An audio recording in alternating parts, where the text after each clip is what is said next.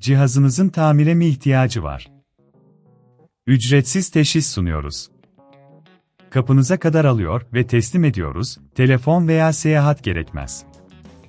Tamir öncesi size fiyat teklifi gönderiyoruz ve sadece onayladıktan sonra devam ediyoruz. Kolay, şeffaf ve profesyonel. Link açıklamada.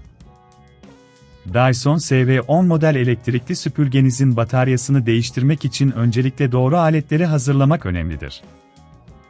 Gerekli aletler, bir T15 dori tornavida, ince bir düz tornavida ve bir çift eldiven.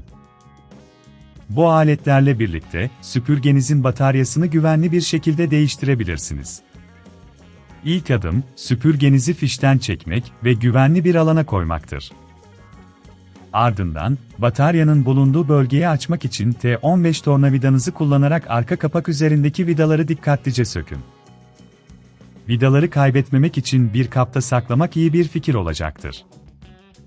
Kapak açıldıktan sonra, bataryayı yerinden çıkarmak için yan tarafındaki klipsleri dikkatlice iterek bataryayı çekin.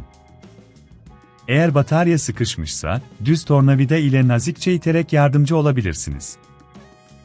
Bataryayı çıkardıktan sonra, yeni bataryanızı alarak aynı yöntemle yerine yerleştirin. Bataryayı yerleştirdikten sonra, arka kapağı tekrar takmak için vidaları geri yerleştirin. Vidaları fazla sıkmamaya dikkat edin, çünkü bu kapağa zarar verebilir.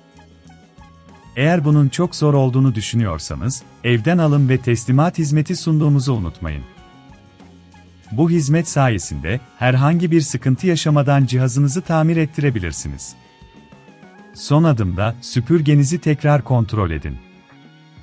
Bataryanın doğru yerleştirildiğinden emin olun ve süpürgenizi çalıştırarak test edin.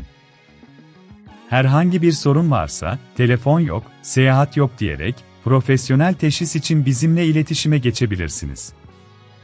Tamir öncesi fiyat teklifi alarak, sürecin her aşamasını rahatlıkla yönetebilirsiniz.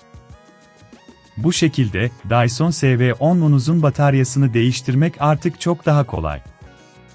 Cihazınızın tamire mi ihtiyacı var? Ücretsiz teşhis sunuyoruz. Kapınıza kadar alıyor ve teslim ediyoruz, telefon veya seyahat gerekmez.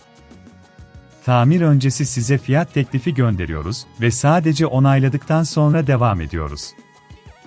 Kolay, şeffaf ve profesyonel. Link açıklamada.